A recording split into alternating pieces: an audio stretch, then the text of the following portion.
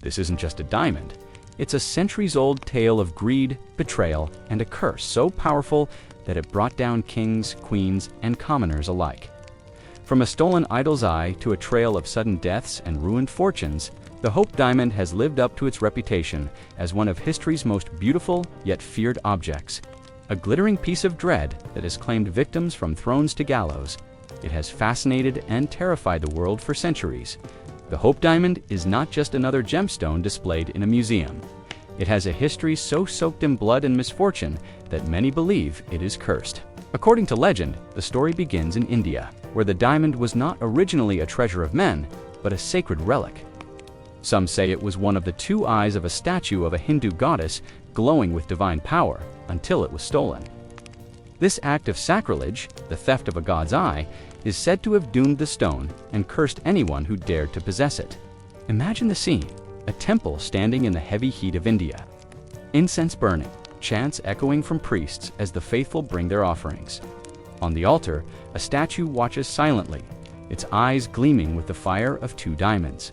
Then, under cover of night, someone pries one out. That's the act that birthed the curse. To take something sacred for personal gain, to break the barrier between devotion and greed, from that moment on, the stone carried a shadow with it, no matter how brightly it sparkled. The earliest records of the diamond, as we know it, trace back to the 17th century. A French merchant named Jean-Baptiste Tavernier acquired the stone during his travels through India. Some accounts say he bought it, others insist he stole it. Whatever the truth, the massive blue diamond, weighing more than 100 carats in its rough form, soon made its way to Europe. Tavernier profited greatly from his possession, selling the stone to King Louis XIV of France, yet his own fate was no happier. According to the legend, Tavernier's fortune turned to dust. He supposedly died in poverty, some say torn apart by wild dogs in Russia, abandoned and forgotten, just as cursed as the gem he once carried. For King Louis XIV, the diamond was a prize unlike any other. Cut down into a smaller but dazzling shape, it became part of the royal treasury. Known as the French blue, it was set into a lavish pendant and worn at court. The Sun King believed it brought him prestige and divine radiance, but if the curse had truly begun in that temple, it did not spare royalty.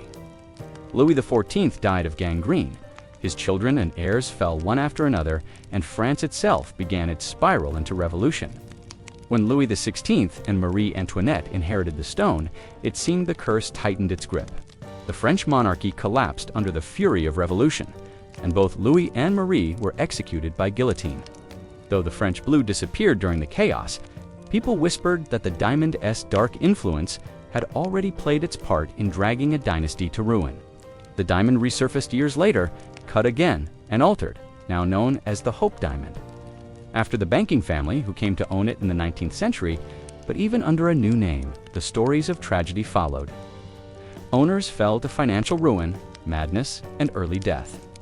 Families tied to it were plagued by scandal and misfortune. Every new hand that held it seemed marked for disaster, and yet people could not resist it. The diamond was too beautiful, too rare, too famous. Think about that. An object that promised fortune and power also carried with it the whisper of doom. That paradox is what makes the Hope Diamond so fascinating.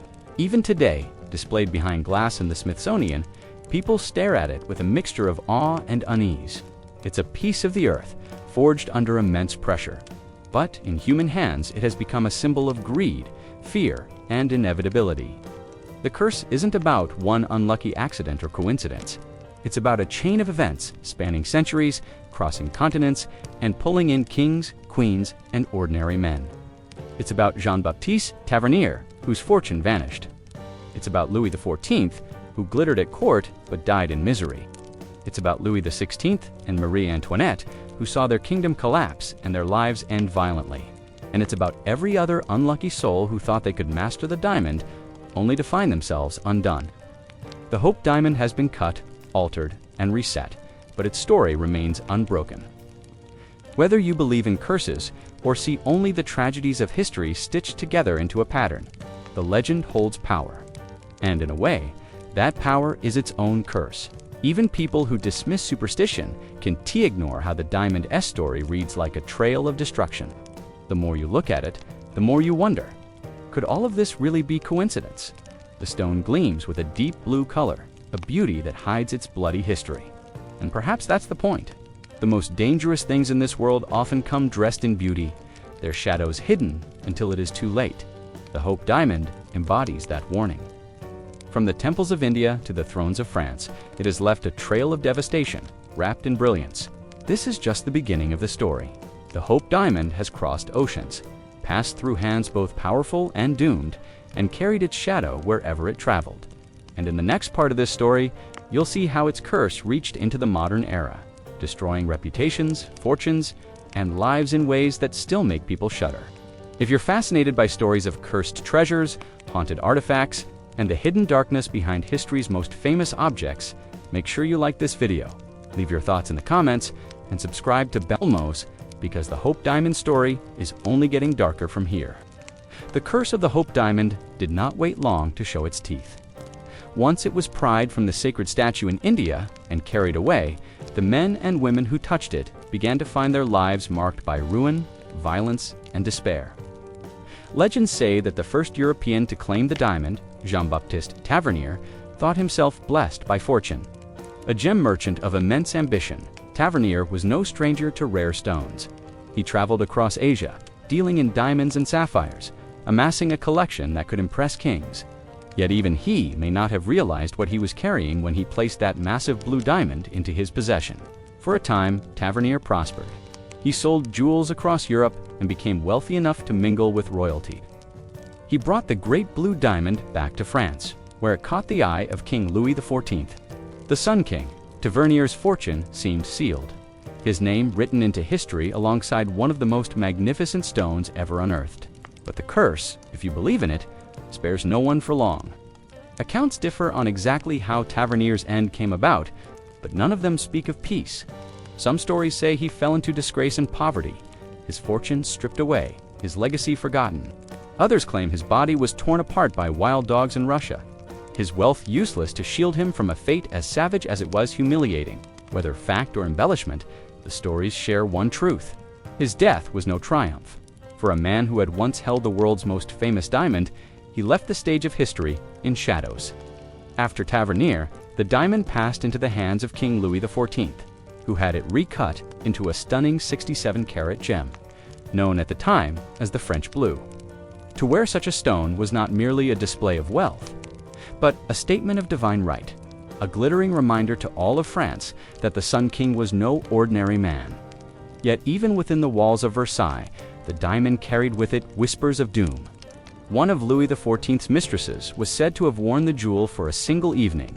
Soon after, she fell violently ill and died. Courtiers whispered that it was the curse of the blue diamond, but at the time, such talk was dismissed as superstition. The king, too proud to entertain the thought of a curse, continued to wear it. Still, misfortune crept closer. Louis XIV himself did not escape unscathed.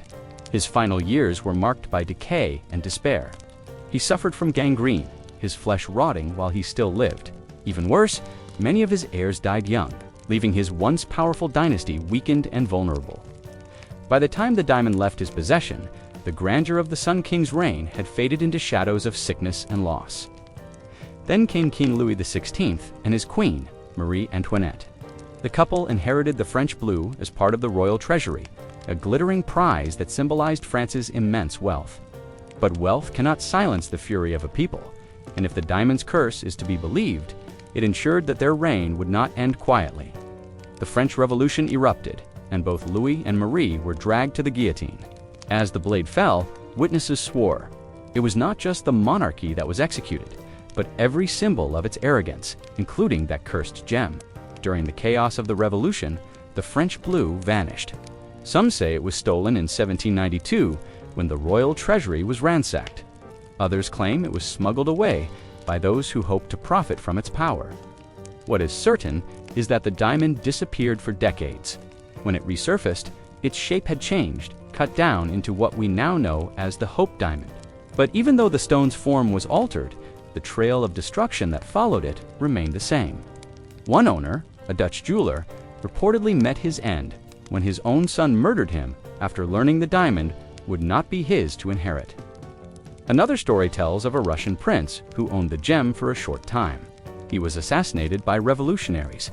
His blood spilled in the streets, while the diamond was stripped from his collection. Even the family that gave the diamond its modern name, the Hopes, were not spared misfortune. Henry Philip Hope purchased the stone in the 19th century, securing it as the centerpiece of his collection. Though he enjoyed wealth in his lifetime, the Hope family fortune dwindled in the generations that followed. Relatives fell into financial ruin, struggling to maintain their estates, their legacy crumbling as the diamond sat like a mocking reminder of what they had lost. The stories continued, each more haunting than the last. One tale tells of a Turkish sultan who acquired the diamond only to have his kingdom shaken by rebellion and betrayal. He was dethroned, and those closest to him fell to mysterious deaths.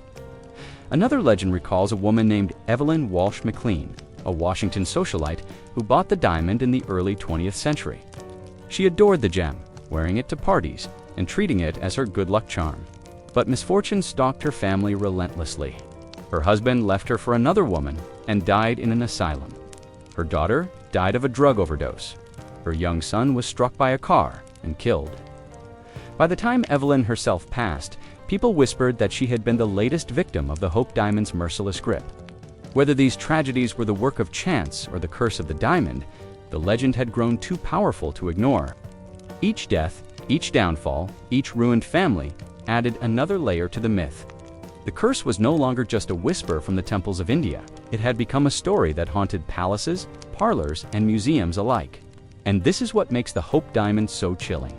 It does not merely sit in its glass case as a relic of beauty, it carries with it the ghosts of history. A chain of terror and tragedy that has followed it from one hand to the next. You can trace its story like a map of ruin. Tavernier torn apart, mistresses dying suddenly, kings executed, families destroyed, fortunes lost, children buried before their time. Every jewel tells a story, but few tell one as soaked in blood as this.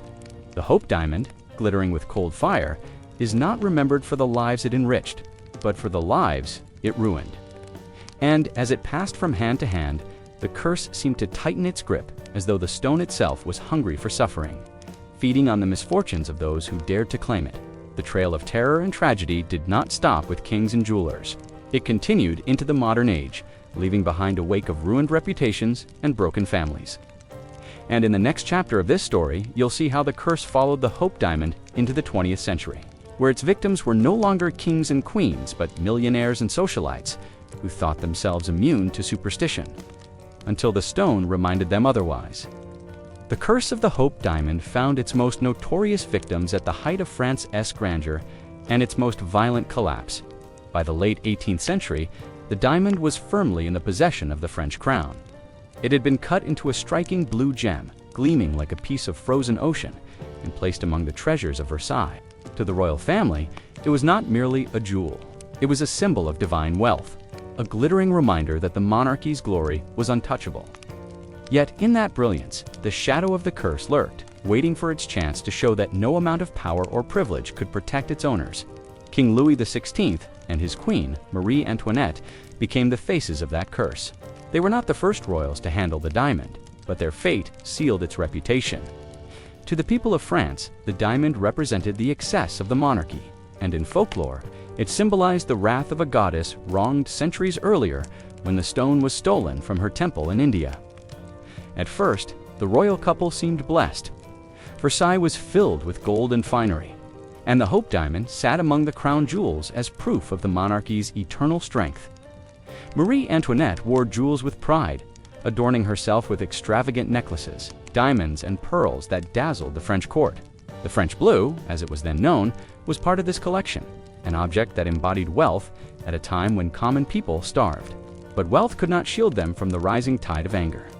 As famine spread, bread grew scarce, and revolution brewed in the streets. Rumors began to circulate about the cursed diamond. It was whispered that misfortune would follow anyone who dared to possess it. When revolution finally erupted in 1789, the curse seemed to manifest in the most brutal way possible. Louis XVI was arrested, tried for treason, and executed by guillotine in 1793. The blade fell, severing his head in front of a crowd that roared with satisfaction. His queen, Marie Antoinette, followed soon after. Once celebrated for her beauty and extravagance, she was paraded before the same people who once admired her gowns and jewels. She mounted the scaffold, and the guillotine ended her life just as mercilessly. To many, their executions were not only political justice, but also proof of the diamond's dark legacy. The French blue vanished during the Revolution, stolen from the crown jewels when the treasury was looted in 1792. But in the minds of the people, the curse had already claimed its most illustrious victims.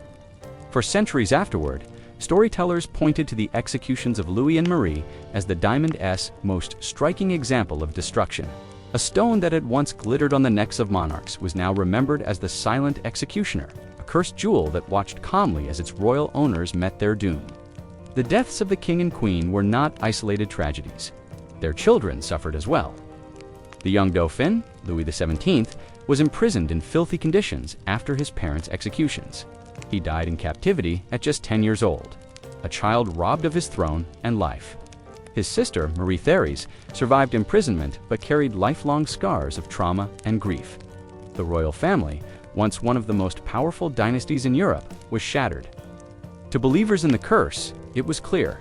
The diamond had consumed not only the monarchs, but their bloodline too. As the revolution raged, the diamond's fate grew more mysterious. Some claimed it had been smuggled out of France by thieves looking to profit from its value. Others whispered that it disappeared because no one dared to wear it, fearing the same fate as the royals. But even in its absence, the stories of its curse spread further, traveling across Europe and embedding themselves into folklore. The French blue resurfaced decades later, recut and altered into a slightly smaller gem to disguise its origins. But even though its shape had changed, the legend of the curse followed it wherever it went. Every new owner carried the weight of history, the memory of kings and queens sent to the guillotine, their deaths tied to the diamond they once flaunted. The revolution gave the curse its most potent image, the sight of a bejeweled monarchy collapsing into blood and ruin. It's easy to imagine the whispers in the streets of Paris during those violent years. As the king's head rolled into the basket, some must have said it was the diamond. When the queen's body fell lifeless, others surely muttered, "The curse has claimed her too." Superstition thrives in times of chaos, and the Hope Diamond became the perfect vessel for people to explain the unimaginable violence that had swept through France. What makes the story more chilling is that the diamond seemed to absorb each tragedy and carry it into its next chapter. It was not content to end with the royals. The deaths of Louis and Marie Antoinette only gave it more power, making the curse more believable to every future owner. By the time the diamond resurfaced, its reputation had grown darker than ever, and anyone who dared to buy it was, in effect, gambling with their life. The fall of the French monarchy remains one of the most famous political revolutions in history, but through the lens of the diamond's legend, it transforms into something supernatural. Kings and queens are remembered not just as victims of political upheaval, but as pawns in the long cursed journey of a jewel stolen from a goddess. Their deaths remind us of a cruel symmetry. No matter how high a person may rise, the curse promises that the higher the throne, the harder the fall. In retellings, the Hope Diamond is never just a gem. It is an actor in history, standing silently at the heart of events like the French Revolution. When the monarchy fell, people did not only see the collapse of power, they saw proof that the curse was real, that a stone born of sacrilege had toppled an empire. But the diamond's tale was far from over. After leaving the blood-soaked stage of the revolution, it would reappear in other hands, its legacy of destruction continuing into the centuries to come. In the next part of its story, the curse would cross borders, haunting jewelers, royals, and wealthy families who believed they could tame its brilliance, only to discover that the Hope Diamond does not shine for its owners. It shines for itself, carrying misfortune wherever it goes. The French Revolution may have taken the lives of Louis XVI and Marie Antoinette, but the curse of the Hope Diamond didn't end with the fall of a monarchy.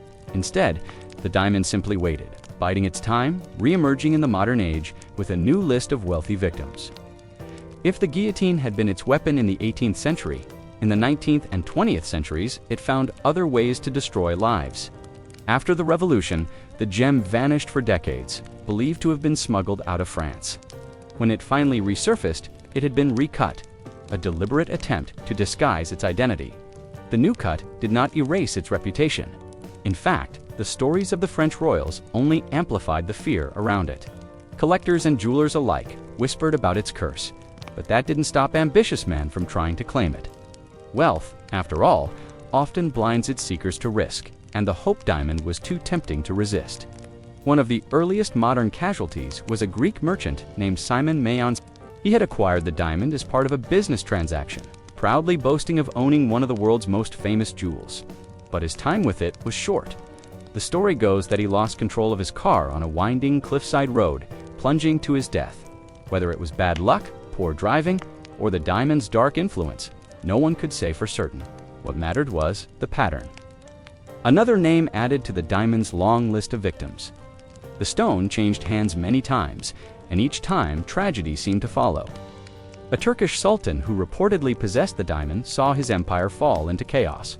Servants and courtiers who handled it died mysteriously, fueling the belief that even touching the gem was dangerous. Owners would flaunt it in public, but whisper their fears in private. For those who tracked its history, the body count was beginning to look like more than coincidence.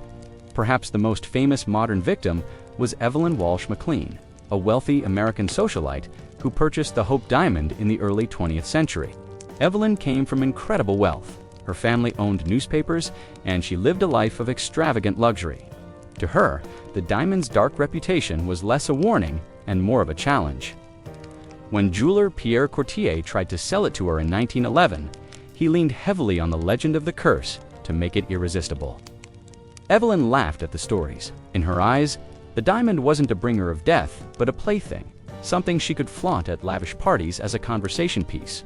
For a time, it seemed she might prove the curse wrong. She wore the Hope Diamond to balls, galas, and even while walking her dog. But soon, the tragedies began to stack up, and the laughter faded. Evelyn's 9-year-old son, Vincent, was struck by a car and killed. A devastating blow for a mother who adored her children.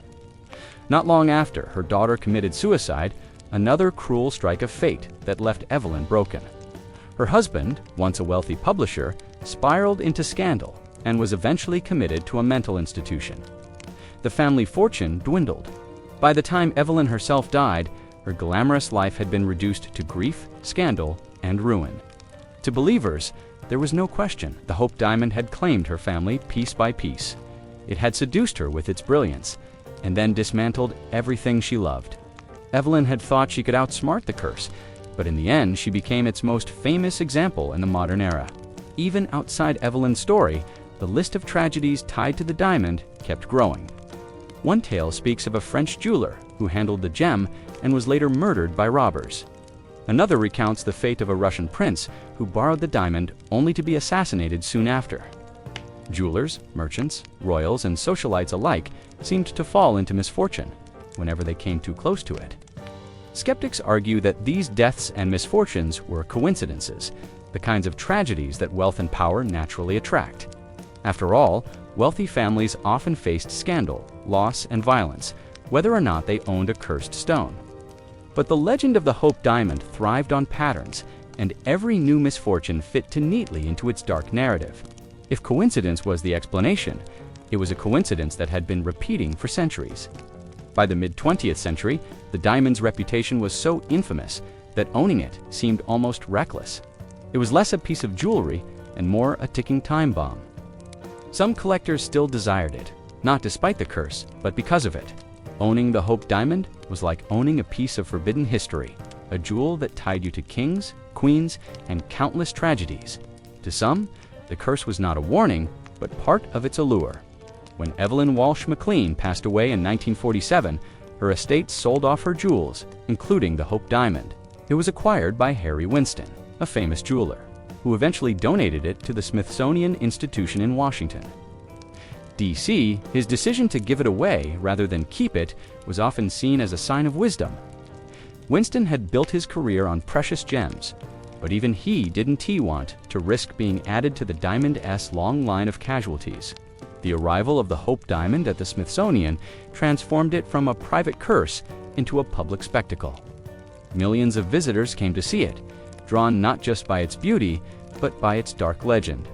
Behind its glass case, The diamond sparkled like a frozen flame, but the stories that clung to it were what truly captured imaginations. Each visitor who stared at it wondered if the curse was real. Could a stolen gem truly bring down monarchs, drive families into ruin, and send men to their deaths? Or was it all coincidence stitched together into a frightening tale? The truth may never be known, but the tragedies of the modern owners ensured that the curse survived into the present, from car crashes to suicides, from lost fortunes to ruined families. The Hope Diamond carried its bloody legacy across centuries, always finding new victims who thought they could master it. It became more than a jewel. It became a character in its own right, a silent predator that hid its teeth behind a beautiful blue glow. And though today it rests in a museum under heavy protection, the stories of those who suffered under its watch continue to echo. The curse, like the gem itself, refuses to fade. Its reputation was built not only on the guillotine and the revolution, but on the wreckage of modern lives that collapsed under its shadow. The Hope Diamond had claimed kings and queens, merchants and jewelers, socialites and heirs.